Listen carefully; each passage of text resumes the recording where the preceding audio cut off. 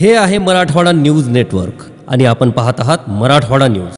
परिस्थिती राहिली नाही। हा लोहा कंदार बाकीच्यांनी कसा नाचवून टाकलाय, नुसतं नावच नाही तर परिसराचा सुद्धा चिखल करून टाकलेला आहे, परिसराचा सुद्धा चिखल करून टाकलेला आहे।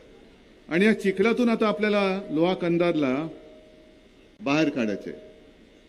मी आल्यानंतर माझा कार्यकर्ता बघितला, त्याच्या हाताला काय झालं तुम्हाला माहिती आहे? काय झालं हाताला? गद्दारांनी बोट कापली। मनात आणलं तर गद्दार जागेवर नाही ठेवणार, आत्ता मुळासकट उपटून टाकीन त्याला, मुळासकट उखडून टाकीन गद्दाराला। पण एकदा काय ते सगळ्यांनी ठरवलं पाहिजे, एक तर राज्यामध्ये कायदा आणि सुव्यवस्था खरंच नांदत असेल तर ज्यांनी हल्ला केला त्यांच्यावरती कारवाई झाली पाहिजे, आणि नसेल तर पोलीस बाजूला ठेवा, आम्ही बघतो कोण आमच्या अंगावर चालून येतो। पण हा आतताईपणा अजून तरी आम्ही केलेला नाहीये। याचा अर्थ आम्ही काही शंड आहोत अशातला भाग नाहीये। आम्ही केवळ जनतेमध्ये कुठेतरी अस्थिरता निर्माण होऊ नये म्हणून गप्प बसलोय। पण यापुढे माझ्या शिवसैनिकाच्या केसाला हात लागला तर तो हात जागेवर राहणार नाही, हे पोलिसांनी सुद्धा लक्षात ठेवावं। कारण शिवसेना प्रमुखांची जी शिकवण आहे की स्वतःहून कोणावरती वार करायचा नाही, पण जर कोणी वार करायला आला तर तो हात जागेवर ठेवायचा नाही, त्याला शिवसैनिक म्हणतात। आणि ही शिवसेनेची शिकवण, शिवसेना प्रमुखांची शिकवण घेऊन आम्ही पुढे निघालेलो आहोत।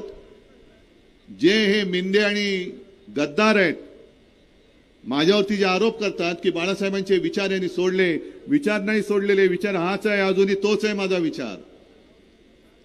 निवडणूक लढायची असेल, अरे लढायचं असेल तर मर्दासारखं लढा, नामर्दासारखं लढू नका। एक तर सगळे ईडी, इन्कम टॅक्स, सीबीआय, त्याच्यामध्ये नंतर पोलीस यांना बरोबर घेऊन, म्हणजे आपली महाविकास आघाडी आहे, सोबत इकडे काँग्रेसचे झेंडे आहेत, राष्ट्रवादीचे झेंडे आहेत, सगळे आपले मित्रपक्ष आहेत, हे मित्रपक्ष आहेत। आणि त्यांची जी युती आहे त्या युतीमध्ये कोण आहे? ईडी, इन्कम टॅक्स, सीबीआय सगळ्यांची युती झाली। कसले मर्द तुम्ही? आमच्या शिवसैनिकांना छळायचं, त्यांच्यावरती केसेस टाकायच्या, माझ्या पदाधिकाऱ्यांना तडीपार करायचं। अरे या 20 तारखेला अख्खा महाराष्ट्र तुम्हाला तिघांनाही तडीपार करून टाकणार, महाराष्ट्रातून गेट आउट, चले जाओ। या तडीपाऱ्या नुसते माझ्या कार्यकर्त्यांवरती लावू नका। उद्याचं सरकार आमचं असणार आहे, पोलीस यंत्रणा सुद्धा आमच्याकडेच असणार आहे। आणि जर मग ती यंत्रणा आम्ही तुमच्या मागे लावली तर सुरतेला सुद्धा तुम्हाला पलटा येणार नाही। एकदा जाऊन ढोकळा खाऊन आलेला आहात, यावेळेला पहिला सुरतेचा काय, सगळेच रस्ते बंद करून टाकीन तुमचे मी। आम्ही दया दाखवली याचा अर्थ आम्ही काही नामर्द आहोत अशातला भाग नाही। निवडणूक एक तर लढायची, मी म्हटलं तसं मर्दासारखं मैदानात या, पण सगळी यंत्रणा वापरायची। आता सुद्धा मला एकनाथ पवारांनी चिठ्ठी दिली की एकनाथ पवार नावाचा आणखीन एक डमी माणूस निर्माण केलेला आहे। अहो ह्यांचं सगळंच डमी आहे। शिवसेना सुद्धा चोरली, मला वाटत होतं की माझ्या पक्षाचं नाव चोरलं, माझ्या वडिलांचा फोटो चोरला, निशाणी चोरली, पण एकनाथ पवार नाव सुद्धा चोरलं। आणि या चोरांच्या हातामध्ये तुम्ही तुमचं आयुष्य देणार आहात, गद्दारांच्या हातात देणार आहात, भ्रष्टाचारांच्या हातात देणार आहात। आज इथले खासदार मला आता तेच सांगत होते की साहेब, लातूरमध्ये शिवसैनिकांनी खूप मेहनत केली, नांदेडमध्ये सुद्धा केली। मला आज वसंतरावांची सुद्धा आठवण येते, कारण वसंतरावांची आणि माझी भेट तशी जास्त काळ अशी नव्हती झाली। मी इथे आलो होतो हिंगोलीमध्ये, तेव्हा वसंतरावांनी मला विचारलं सभा मिळेल का? म्हटलं सभा देणं कठीण आहे, आपण पाहिजे तर प्रेस कॉन्फरन्स घेऊ। मला म्हणाले काय हरकत नाही। आले, प्रेस कॉन्फरन्स घेतली। मी म्हटलं काय वसंतराव कसं? ते बोलले नाही साहेब 100% सीट येणार, आणि खरंच सीट आली।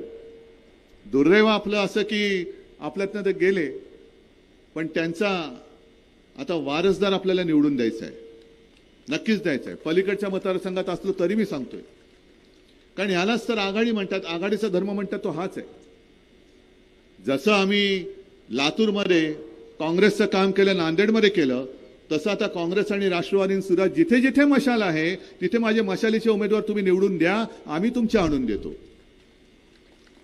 कारण तुझं माझं जर का खेचाखिची करत बसलो तर पुन्हा हे नतद्रष्ट आपल्या डोक्यावरती बसतील आणि मग हे पुन्हा एकदा बसले का महाराष्ट्र संपूर्णपणे वाट लागणार.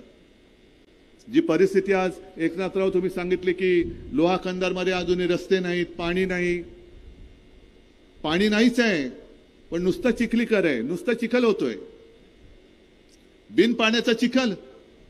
अरे पाणी दे ना पहिल्यांदी, नाही तर तुझ्या आता आयुष्याचा चिखल करतो आम्ही, तुझ्या आयुष्याचा करतो. एकदा तर पाडलाच आहे, म्हणजे हे आता पडझड सुरू झाले त्यांची. आता जिथे उभे राहतील तिकडे त्यांना पाडा.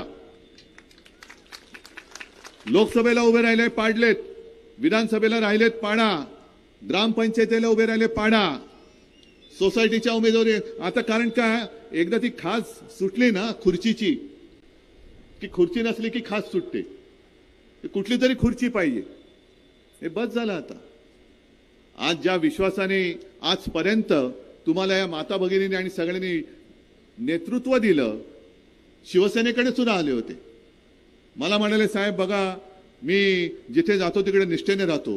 म्हटलं ते बरोबर आहे, किती काळ राहता, म्हणजे जिथे राहता तिकडे निष्ठेने, पण काळ किती नाही. आता मरेपर्यंत मी शिवसेनेत. मला कळलं नाही कधी गेले म्हणजे शिवसेनेतून. ही अशी माणसं आपलं आयुष्य नासवत आहेत आणि आपण पुन्हा पुन्हा ते मतं मागतायत आणि आपण त्यांना देतोय. हे आता तुम्ही तरी थांबवलं पाहिजे. झालं आता जेमतेम काही दिवस राहिलेले आहेत. आता मोदी आणि अमित शहा पण यायला लागलेले आहेत. त्यांना आता आठवलं की महाराष्ट्र नावाचं एक राज्य आहे आणि तिकडे निवडणूक होत असते, मतही तिथे सुद्धा लोकांना आहेत, हे आता त्यांना आठवलं. नाहीतर महाराष्ट्र हे राज्य आहे आणि ते महाराष्ट्र लुटण्यासाठी आहे असं मोदी शहाना वाटत होतं. लुटा, सगळं लुटा, अरे क्या करना है, क्या चाहिए, अमुक अमुक क्या चाहिए, अरे बस जाओ महाराष्ट्र में लेके आओ. सगळे महाराष्ट्राचे उद्योग तुम्ही लुटून गुजरातला नेतात आणि आता निर्लज्जपणाने महाराष्ट्राची मतं मागतात तुम्ही. तुम्हाला काय वाटतं तुम्ही काही केलं तरी चालेल आणि महाराष्ट्र आपला केविलवाणा तुम्हाला मत देईल? ही लढाई आहे, ती लढाई केवळ उद्धव ठाकरेची नाही, शिवसेनेची नाही आहे. सत्ता पाहिजे आपल्याला, सरकार आणायचं आपल्याला. न्यूजला सबस्क्राईब करा, लाईक करा, शेअर करा, बेल आयकॉनला क्लिक करा.